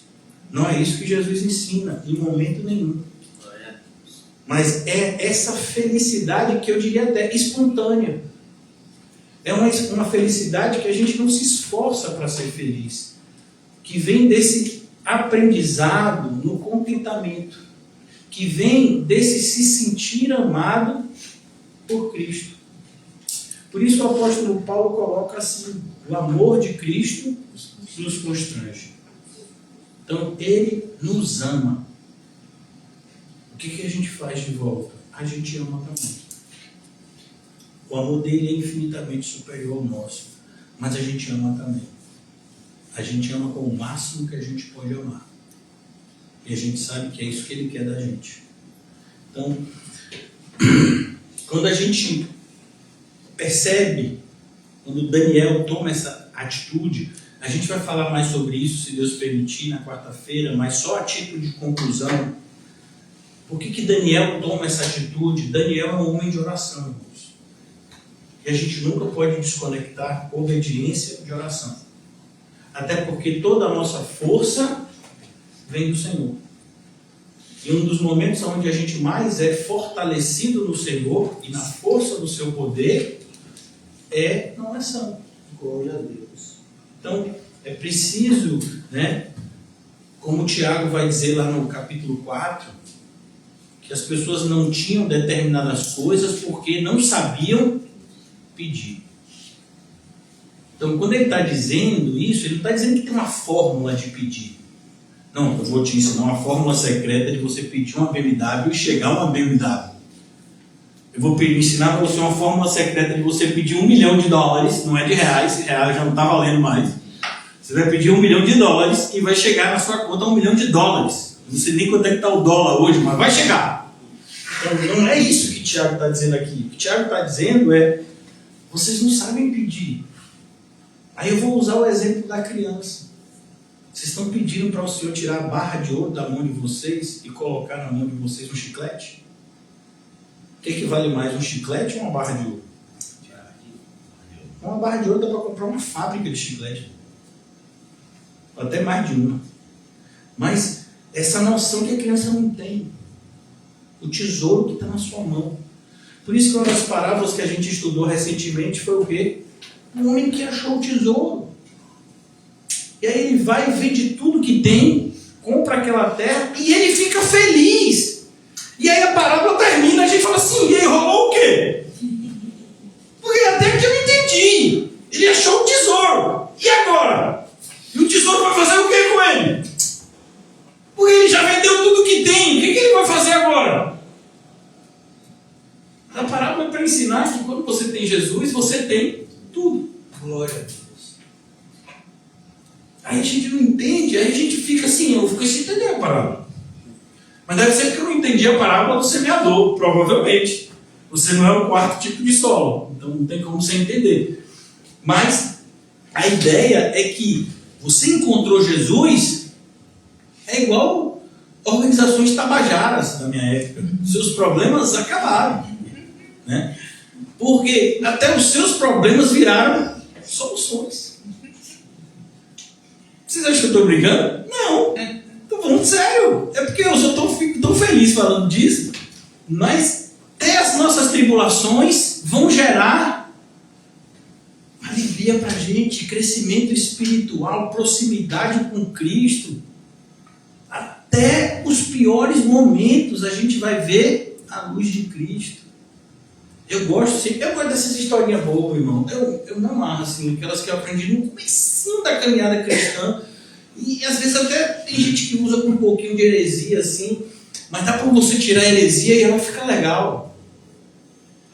Eu não sei onde foi que eu li, se foi um daqueles panfletozinhos, que uma pessoa chega no final da caminhada da vida dela e aí ela olha para os passos dela, tipo passos na praia, e aí ela fica assim: Jesus, eu queria fazer uma pergunta, porque eu estou olhando aqui, nos momentos mais difíceis da minha vida, eu só via 2 pegadas, e não as 4 pegadas, que seriam meus 2 pés, os 2 pés de Jesus, supondo que todo mundo tem 2 pés, amém? Amém. Tem que explicar até. Então, mas eu só vi as minhas 2 pegadas. O Senhor me deixou quando eu mais precisava. E Jesus disse, não, eu carreguei você no colo. Por isso que só tenho 2 pegadas. Então, a gente sabe que é uma história meio infantil, ver o cristão que não é cristão ainda, vê um negócio desse, aleluia! Mas pra gente dá para trazer para a verdade também. São os momentos mais difíceis que a gente mais percebe a presença de Cristo, irmãos. Onde é que você vê a luz mais claramente? Está escuro. Se está um sol forte, você acende a luz, às vezes você nem percebe que a luz está acesa, dependendo do lugar, da entrada do sol nesse lugar. Então, é exatamente aí. Nas nossas noites mais escuras, a gente sente o amor de Cristo de forma mais plena. Não é alegria por sofrer, é alegria por sofrer por amor a Cristo. É alegria em enxergar que os nossos piores momentos não são ruins, são bênçãos escondidas de Deus. Então é preciso que a gente aprenda a valorizar a nossa vida. Porque senão, irmãos, nós, como disse o apóstolo Paulo, e eu concluo aqui, a gente vai viver uma vida miserável. A gente não dá um bom testemunho, a gente não vive o cristianismo como deveria, a gente ainda fica dando alegria para os ímpios, que vem a gente sofrendo e murmurando. Satanás fica com pipoca comendo e dando risada da nossa vida, que é um espetáculo para ele ver um cristão murmurador. E o Senhor fica triste. Tudo que eu fiz por vocês é assim? Vocês se sentem infelizes? Tudo que eu fiz para vocês? Então, e a gente vai falar de Adão e Eva, que comeram o fruto, sendo que a gente teve o sangue de Cristo, e a gente muitas vezes ainda murmura. Adão e Eva, ninguém morreu por eles, mas por nós sim. Ele amou a gente de tal forma que deu seu Filho unigênito. Precisa de mais alguma coisa para que você se sinta amado? Cuidado. Então, a nossa falta de contentamento, irmãos, ela é, por mais que seja difícil da gente entender isso, um escárnio. Então, quando o cristão ele aparenta, ele externaliza essa vitimização, ele está dizendo que a cruz de Cristo é loucura. Então, esse é o cuidado. É por isso que a fala de Tiago, como a gente vai ver, se Deus permitir, na quarta-feira, é tão dura. Quando ele vai dizer, você quer ficar amigo do mundo, não entende que você se tornará inimigo de Deus? Porque isso é duro. Quando você entende o que ele está falando, você sabe que ele está falando num tom de juízo. E por que ele fala uma coisa tão dura assim, com pessoas que são crentes? Porque isso é escárnio. Como você, que Cristo morreu por você, você acha que isso é pouco? Você quer trocar o sangue de Cristo por alguns milhões de dólares? Bilhões, trilhões? Meu irmão, Elon Musk foi um esforço danado para chegar no primeiro trilionário. Se ele fosse quadrilionário, nem sei se existe isso, pelo menos não existe nenhum quadrilionário, não sei se esse é o termo. O cristão ainda tem mais. E a gente vai ficar se vitimando? Não, a nossa vida é boa. E eu nem toquei no assunto aqui que é adversidades físicas. Estou sentindo dor, estou sentindo... Não, normal, bota gelo. Tá falando com o irmão Calmon, começou a doer minha perna, eu sabia que ia ter que ficar em pé aqui, puxa, peguei um gelo. Você bota gelo na perna, irmão, dá uma queimada assim, mas depois você acostuma. Fica até bonzinho. Não vai se acostumar, viu? Não vai de vez não. Então, alivia, não precisa nem tomar remédio. Já botei o gelo. Vai ter dor, irmão. Dor física é normal, doença é normal. O máximo que a doença faz pra gente é o quê? É levar pro céu. Alguém quer ir pro céu? Rapaz! Ó Deus, perdoai-os. Eles estão com sono, Senhor. Eles não estão entendendo direito. Ninguém quer morrer não, pastor? Hã? Ninguém quer morrer não. Como é isso? Realmente, meu, você está certo. Porque o crente não morre, ele passa da morte para a vida. Tá vendo? É isso que eles querem falar. Você está pensando mal do irmão? Nunca mais uma vez, pastor. Então vocês querem ir para o céu? Amém. Oh, obrigado, Pai. Obrigado, Senhor. Tua voz. Então é isso, irmãos. Eu queria desafiar vocês essa semana a você ter a semana mais feliz da sua vida. Jesus. Só depende de você, irmão. Eu nem sou da teologia da prosperidade. Porque é isso. Cristo já te deu tudo de bandeja. Agora é só você acreditar que Ele te fez e te faz feliz. Salário não vai te fazer feliz. Família não vai te fazer feliz. Falta de emprego não vai te fazer feliz. Porque tem gente que acha, né? Então quando eu me aposentar eu vou ser feliz. Não. O que vai te fazer feliz é Cristo. Amém. É você conhecer o amor de Cristo. Ele vai te constranger. Sabe quando você se sente tão amado que você fica constrangido? É isso que o amor de Cristo faz com a gente. Então, vamos orar. Obrigado, Senhor, por essa noite tão maravilhosa. Pois tudo que vem de Ti é maravilhoso. Como o nosso irmão do passado cantou, a graça maravilhosa que alcançou pecadores como nós. Ajuda-nos a redescobrir a alegria da salvação, Senhor. Como o Davi já falava, cantava nos seus hinos e salmos, aprendendo de que o crente pode perder tudo, e mesmo assim não vai estar perdendo nada quando ele tem Cristo na sua vida. Ó Pai, ajuda-nos a aprender a viver contente em toda e qualquer situação. Que o fruto do Espírito resplandeça, Senhor, em nós. Amor, alegria, paz, como todas as demais características. Não nos deixa, Senhor, dar esse mau testemunho de infelicidade, de murmuração, de ingratidão diante do sacrifício perfeito que por nós foi ofertado para a nossa salvação. Pelo contrário, Senhor, consciente pela Tua graça que somos, do Teu plano perfeito para nos salvar, possamos demonstrar essa alegria indizível e eu diria até incorruptível que o Senhor nos deu, quando também nos concedeu a salvação. Não nos deixa perdidos, Senhor, porque uma vez já fomos, mas que estejamos correndo, olhando para Ti, Senhor Jesus, autor e consumador da nossa fé, para que corramos com direção, sabendo bem para onde estamos indo e quem está nos levando. Em nome de Jesus, amém? Graças a Deus.